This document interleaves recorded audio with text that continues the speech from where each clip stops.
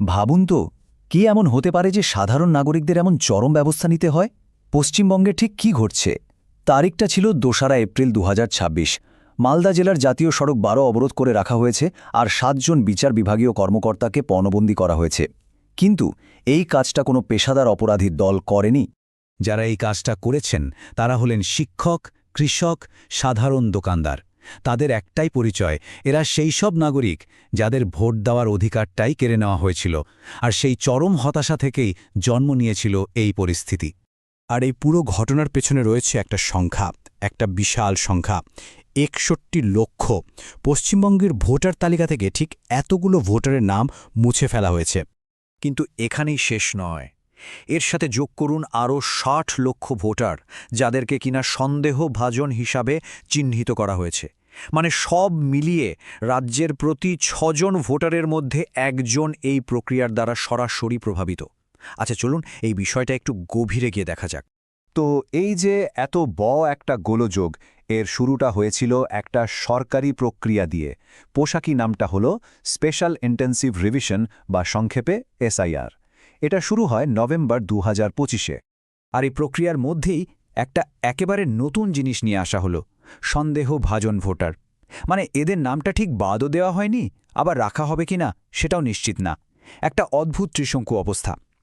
সবচেয়ে অবাক করার মতো বিষয় হল ১৯৫২ সাল থেকে এর আগে ১৩ বার এই একই প্রক্রিয়া হয়েছে, কিন্তু এই সন্দেহভাজন ক্যাটাগরিটা আগে কখনো ছিল না। প্রশ্নটা হলো হঠাৎ এবার কেন? আর সন্দেহভাজন হওয়ার কারণগুলো শুনলে আরও অবাক হতে হয়।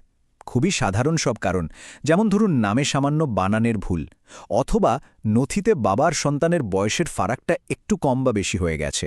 আমাদের দেশে সরকারি নথিতে তো এসব হামেশাই হয়ে থাকে, তাই না? কিন্তু এই ছোটখাটো ভুলের জন্যই কিনা কারোর ভোটের মতো একটা সাংবিধানিক অধিকার প্রশ্নের মুখে পড়ে যাচ্ছে। তাহলে আসল প্রশ্নটা হলো, এই যে লক্ষ লক্ষ মানুষের ভাগ্য নিয়ে সিদ্ধান্ত নেওয়া হচ্ছে, এটা করছেটাকে কোনো মানুষ? না, সূত্র বলছে এর পেছনের মূল খেলোয়াড় ছিল একটা সফটওয়্যার। হ্যাঁ, একটা অ্যালগোরিদম, যেটা কিনা প্রায় ২০ বছরের পুরনো ভোটার তালিকার সাথে নতুন তালিকার তুলনা করছিল। আর সবচেয়ে ভয়ের কথা হলো, রিপোর্টার্স কালেক্টিভের তদন্ত অনুসারে এই সফটওয়্যারটা তার কাজ ঠিকঠাক করছে কিনা সেটা পরীক্ষা না করেই মাঠে নামিয়ে দেওয়া হয়েছিল। নির্বাচন কমিশনেরই এক কর্মকর্তা নাকি স্বীকার করেছেন এটা ৬০% নিখুঁত নাকি ৯৫%, সে সম্পর্কে তাদের কোনো ধারণাই ছিল না। এর ফল কি হতে পারত তার একটা ঝলক দেখা গেল ২৪শে মার্চ। সেদিন একটা টেকনিক্যাল গ্লিচের কারণে পশ্চিমবঙ্গের সব ৭ কোটি ভোটারকেই সন্দেহভাজন বলে দাগিয়ে দেওয়া হয়। ভাবুন একবার অবস্থাটা। যদিও ২ ঘন্টা পর বলা হয় এটা একটা ভুল ছিল এবং সেটাকে ঠিক করা হয়েছে। আচ্ছা, কাগজে কলমে এই পুরো প্রক্রিয়াটার একটা নির্দিষ্ট উদ্দেশ্য ঘোষণা করা হয়েছিল, কিন্তু বাস্তবে এর প্রভাবটা কি ছিল? আর এখানেই মূল দ্বন্দ্বটা চমৎকারভাবে ফুটে উঠেছে।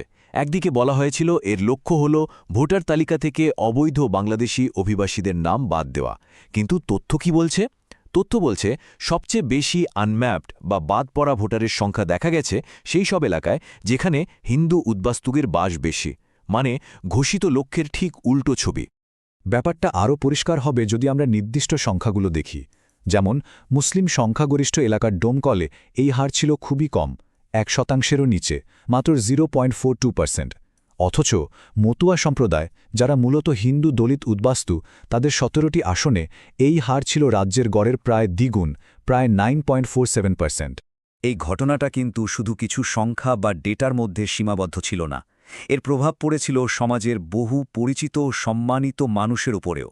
যেমন কলকাতা হাইকোর্টের অবসরপ্রাপ্ত বিচারপতি শহীদুল্লাহ মুন্সির কথা ভাবা যাক।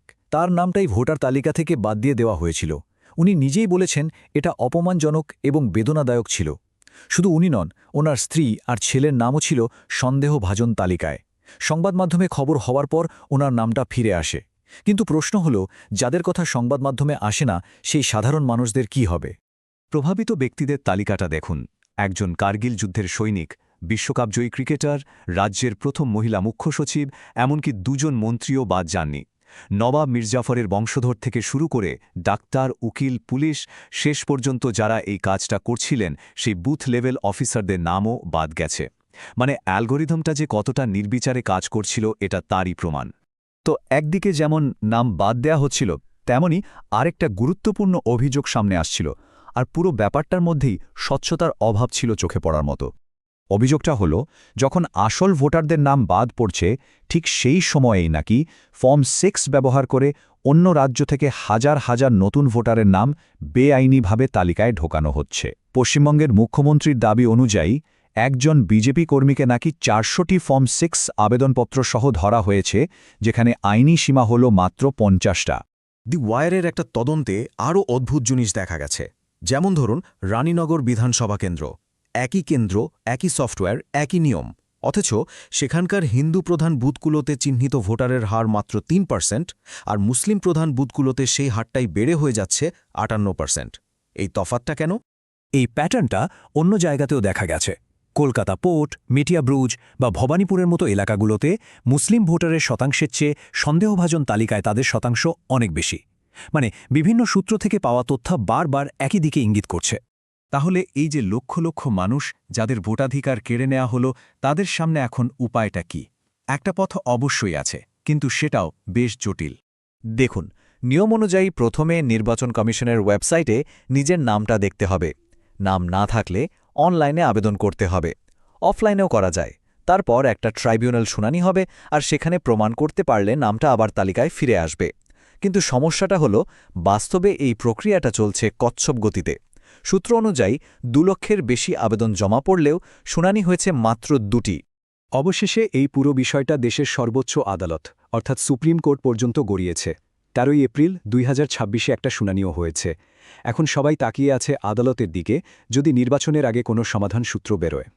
এই পুরো আলোচনা শেষে একটা বড় প্রশ্ন কিন্তু থেকেই যায়। একটা ভোটের আসল মানেটা কি? যদি সেটা একটা সিস্টেমের সামান্য গোলযোগে বা একটা গ্লিচে যে কোনো মুহূর্তে মুছে যেতে পারে?